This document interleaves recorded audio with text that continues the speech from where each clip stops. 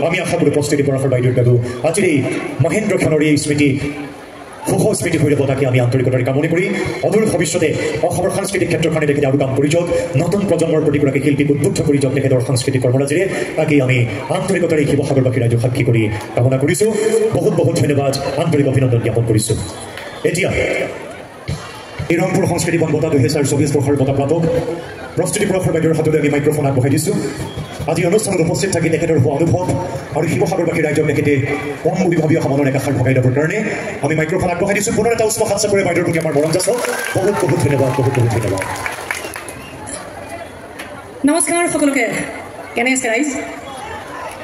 আছে ৰাইজ ভাল এইফালৰ পৰাহে ওলাইছে ভালবোৰ দেখোন এগৰাকীয়ে কৈছে ডাঙৰকৈ ভাল বুলি সেইফালে ভাল নাই পিছফালে ৰাইজৰ বিহুৰ বলীয়া বতৰ ভাল নহয়নো পাৰেনে অসমীয়াৰ খবৰ নহয়নে একাদশ বাৰ্ষিক কেন্দ্ৰীয় ৰঙালী বিহু সন্মিলন অসমীয়া যুৱ মঞ্চৰ আয়োজনত আমাৰ বাপুতি সাহোন ৰঙালী বিহুৰ এই আন্তৰিক মুহূৰ্তত এই অভাজনক শিৱসাগৰবাসী ৰাইজে অসমীয়া যুৱ মঞ্চ আছে এইবাৰ মই এখন নাটক কৰিছিলোঁ অৰ্ধাংগিনী চাইছেনে বাৰু কোনোবাই অৰ্ধাংগিনী এই এফালে কৈছে অৰ্ধাংগিনীয়ে চাইছোঁ বুলি কৈছে এটা অৰ্ধাংগিনী লৈ কোন কোন আহিছে বাৰু হাত দাঙকচোন অৰ্ধাংগিনী লৈ কোনো অহা নাই এইফালে এজনেহে মাত্ৰ হাত দাঙিছে বাকী সকলোৱে অকলে অকলে আহিছে অৰ্ধাংগিনী ঘৰত থৈ অকলে অকলে বিহু মঞ্চ চাবলৈ আহিছে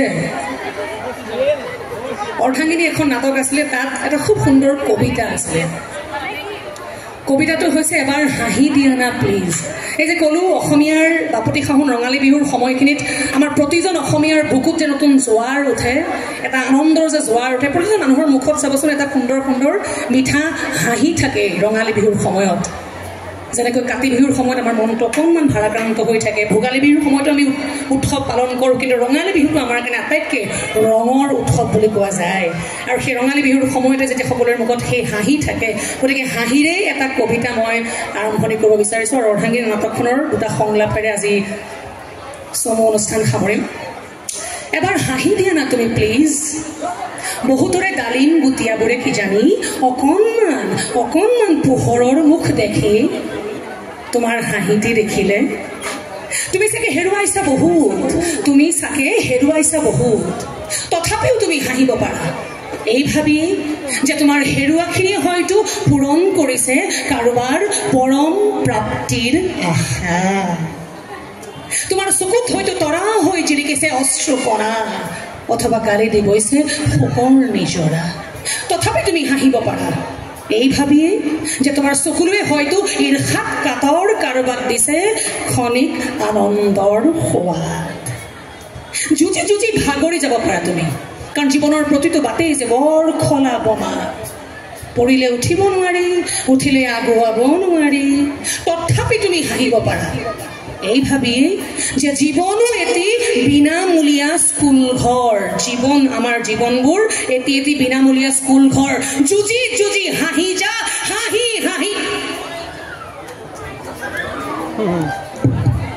ইমান উদাত্ত কণ্ঠ শুনি মাইক্ৰফোন বন্ধ হৈ গৈছিলে হাঁহি যুঁজি যুঁজি হাঁহি যা মুঠতে তাতো চলে হাঁহিৰেই ক্লাছ কোন ফেল কোন পাছ হাঁহি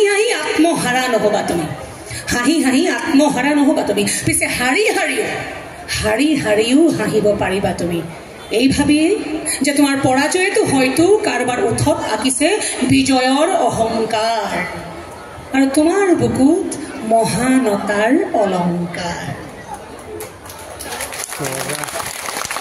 এবাৰ হাঁহি দিয়া না তুমি প্লিজ এইবোলে সন্মুখত আজি মোৰ দুজনীকে মাহী এজনী মামীক লৈ আহিছে সন্মুখত বহি আছে খুব হাঁহিছে দাদা কবিতাটো শুনি এবাৰ হাঁহি দিয়া না তুমি প্লিজ তুমি হহা দেখি যদি কোনোবাই কয় তুমি উন্মাদ কেতিয়াবা অট্টহাস্য কৰিলে যে আমাক উন্মাদ বুলি কয় পাগলৰ দৰে কিয় হাঁহিছ তুমি হহা দেখি যদি কোনোবাই কয় তুমি উন্মাদ বুজাই দিবা তুমি হাঁহিব নাজানিলে জীৱনেও কৰিব পাৰে বিসম্বাদ হহাৰ যদি নাই কোনো কাৰণ তথাপিও হাঁহিব পাৰা তুমি এই ভাবিয়েই যে উশাহ নিশাহ লৈ থকা যন্ত্ৰবোৰত এই যে ধুপধুপাই থাকে উশাহ নিশাহ লৈ থকা যন্ত্ৰবোৰত আজি জমা হৈছে বহু কাৰ্বন এয়া চোৱা মই হাঁহিছোঁ এবাৰ তুমিও হাঁহি দিয়া না প্লিজ যাতে হাঁহি থাকক, কাৰণ হাঁহি হৈছে আমাৰ কাৰণে ডাঙৰ শক্তি। জীৱনৰ প্ৰথম মুহূৰ্তটো যদি আমি হাঁহিৰে পাৰ কৰোঁ, বিচনালৈ গৈ শোৱাৰ সময় কিন্তু আমাৰ মুখখন হাঁহিৰে শেষ হ'ব। গতিকে এই হাঁহিৰে জীৱনবোৰ ভৰপূৰ হৈ পৰক। আৰু এটা সংলাপ ক'ম নেকি বাৰু? হা এইফালৰ পৰা বুলি আহিছে দেখোন। আৰু আকৌ ভাবিছিলোঁ যে এপাক আজি বিহুকে নাচি যাওঁ নেকি। জোৰ নাই দেখোন পাই, চেলফিতে জোৰ বেছি। চেলফি তুলিলি বা উঠা নামা কৰি কৰি মোৰ ভৰি বিষাই দিলেগে। চেলফিত জোৰ বেছি। বিহু নাচিব লাগিব কিন্তু মোৰ লগত। আৰু মই আমাক যিগৰাকীয়ে সৰুতে নাচ শিকাইছিলে সেইগৰাকীকো লৈ আহিছোঁ আজি। এই মোৰ সৰু মাহী সন্মুখত বহি আছে, বৌ মাহী। তাইকো মঞ্চলৈ মাতিম মই, তাইও নাচিব লাগিব মোৰ লগত আজি। বোলে ডাঙৰ মাহী আছে, তাই কৈছে মোক নামাতিবি দেই, বাপৰে মোৰ বিৰাট ভয় লাগে। মামীয়ে কৈছে আয়ো মোৰ কঁকালৰ বিষ হৈ নামাতিবি মঞ্চলৈ, মই নাচিব নোৱাৰোঁ। মহায়েতো মনে মনে পিছফালে থিয় হৈ থাকিব বিচাৰিছিলে। পাকে প্ৰকাৰকেইজনী আগলৈ আহিলে আৰু আহি মঞ্চটো দিবলগীয়া হ'ল। ৰিপন বৰপূজাৰী মোৰ মহা। সৰুতে মই তেওঁৰ লিখনিত বহুত নাটক কৰিছোঁ। খুব ভাল এজন নাট্যকাৰ, শিৱসাগৰ জিলাৰ এজন গুণী জ্ঞানী ব্যক্তি, তাৰে সন্মানীয় ব্যক্তি। তেওঁৰে অৰ্ধাংগিনী হৈছে মোৰ মাহী, পিকু মাহী। ভাল নামো নকওঁ আৰু ঘৰৰ নামৰে মাতো ভাবক আমি। আচ্ছা, অৰ্ধাংগিনী নাটকখনৰ আৰু এটা বৰ ভাল লগা মোৰ সংলাপ, যিহেতু নিজে এগৰাকী মাতৃ। ইয়াতো আই মাতৃসকলতো বহুত আছে নহয়, মাতৃসকল বহুত আছে, সন্তানো বহুত আছে, ল'ৰা ছোৱালী বহুত আছে, যুৱ প্ৰজন্মৰ ডেকা ডেকা ল'ৰা ছোৱালীবোৰো বহুত আছে। বহুতৰে কাৰণে কিন্তু এটা শিক্ষণীয় কিছু কিছু সংলাপ, কিছু কথা। অৰ্ধাংগিনী নাটকখনত শেষত এগৰাকী মাতৃয়ে নিজৰ সন্তানৰ ওপৰত এটা কোৰ্ট কেছ কৰে। কিয় কৰে? সন্তানৰ ওপৰত মাকেনো কেছ কৰে নে? কেতিয়াবা শুনিছেনে বাৰু সেই কথাটো? সন্তানে কেছ কৰা শুনিছোঁ আমি নহয়, ধন সম্পত্তি বিচাৰি, পৈতৃক সম্পত্তি বিচাৰি কেছ কৰে, উত্তৰাধিকাৰী বিচাৰি কেছ কৰে। কিন্তু মাকেনো কেছ কৰা দেখিছেনে কেতিয়াবা? অৰ্ধাংগিনীখনত কৰিছেনে? তেতিয়া পুতেকে কয় যে এইবোৰ তুমি কি কৰিছা, তুমি মোৰ বিৰুদ্ধে কেছ খেলিবা? তেতিয়া মাকে কয় তাতে মোৰ বিৰুদ্ধে তুমি ক্ষতিপূৰণ বিচাৰিবা? তেতিয়া মাকে কয় মইতো একো বিশেষ ক্ষতিপূৰণ বিচাৰাও নাই তোৰ পৰা।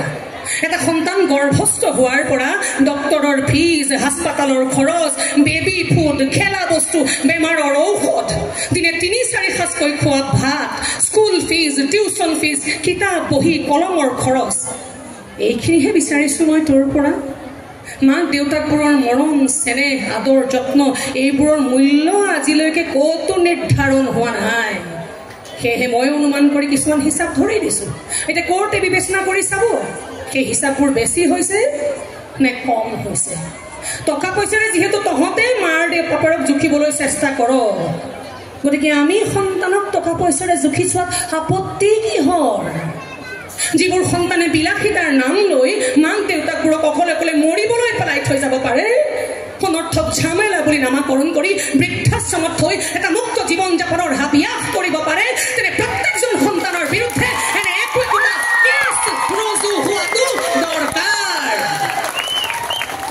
যদি এয়াই আধুনিকতা হয়, যদি এয়াই শিক্ষিত নতুন প্ৰজন্মৰ, আধুনিক প্ৰজন্মৰ আধুনিক চিন্তা হয়, তেন্তে সন্তানক লৈ দেখা মাক দেউতাকৰ আশা, চেনেহ, মৰম, বিশ্বাস, এইবোৰৰো এটা মাৰ্কেট ভেলু নিৰ্ধাৰণ হোৱা উচিত, যাতে সময়ত সন্তানবোৰৰ পৰা মাক দেউতাকবোৰেও সেইবোৰ আদায় কৰিব পাৰে। সন্তানে যেনেকৈ উত্তৰাধিকাৰ দাবী কৰে, তেনেকে মাক দেউতাকবোৰেও সন্তানৰ পৰা ত্যাগ আৰু স্নেহৰ মূল্য আদায়ৰ অধিকাৰ দাবী কৰিব পাৰে। দাবী কৰাটো উচিত। এনেকুৱা যাতে কাৰো জীৱনত নহওক দেই। কোনো পিতৃ মাতৃয়ে যাতে সন্তানৰ পৰা তেওঁলোকৰ মৰম চেনেহৰ অধিকাৰ দাবী কৰিবলগীয়া নহয়।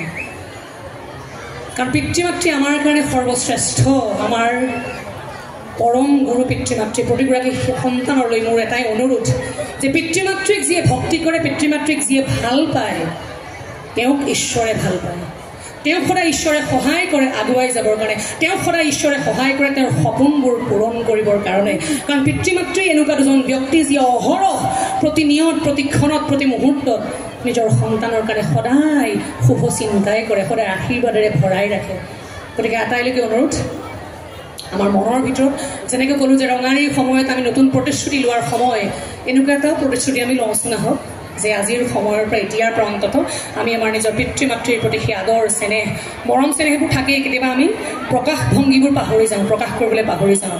সেই প্ৰকাশভংগীবোৰৰ লগতে তেওঁলোকক ভালেৰে ৰাখোঁ আহক আৰু এটা সংলাপ বৰ ভাল লাগে মোৰ এইটো শেষ সংলাপ ক'ম আৰু দেই তাৰপিছতে এই আয়তীসকলক মাতিছোঁ আমন্ত্ৰণ কৰিছোঁ আহক মই সংলাপটো শেষ কৰোঁ মানে আপোনালোক মঞ্চলৈ উঠি প্ৰস্তুত হওকহি আমি এপাক ঢুলীয়া আছেই নহয় নহয় জানো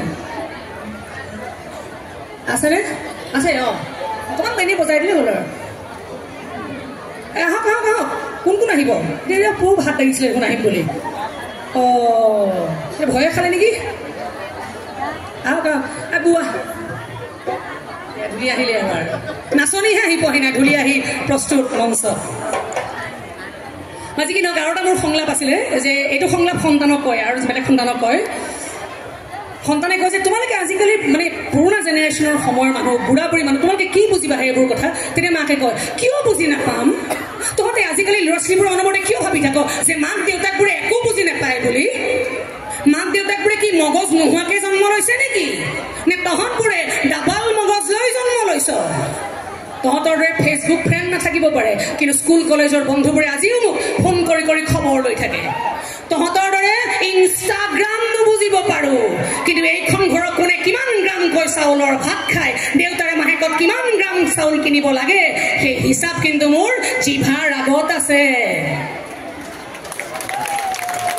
তহঁতৰ দৰে ৰঙীন ৰঙীন ফটো দি মোবাইলত ষ্টেটাছ দিব নাজানিব পাৰোঁ কিন্তু ঘৰখনৰ ষ্টেটাছ কেনেকৈ ৰক্ষা কৰিব লাগে সেই জ্ঞান মোৰ আছে তহঁতৰ দৰে ভুলে শুদ্ধ ইংৰাজী মাতি নকলি চাহাব হ'ব নাজানিব পাৰোঁ কিন্তু শুদ্ধ অসমীয়া কথাৰে অসমীয়া সাজপাৰ পিন্ধি কেনেকৈ প্ৰকৃত অসমীয়া হৈ অহংকাৰ কৰিব লাগে সেয়া তহঁতক কাণত ধৰি শিকাব পাৰিম আমি গতিকে আমি একো নুবুজো বুলি ভাবি অধপতে যোৱাৰ বাটটো পোনাই নলবি আজি চাগে ল'ৰা ছোৱালীবোৰে বিৰাট খং খাইছে দেই মোৰ ওপৰত এইজনো আহি পেলাই কিনো আমাক ইমান ভাষণ দি আছে নহয় আটাইৰে কাৰণে সেইকাৰণে মন ভাল লগাবলৈ আমি এপাক বিহুকে নাচোঁ দেই বিহু নাচে আজি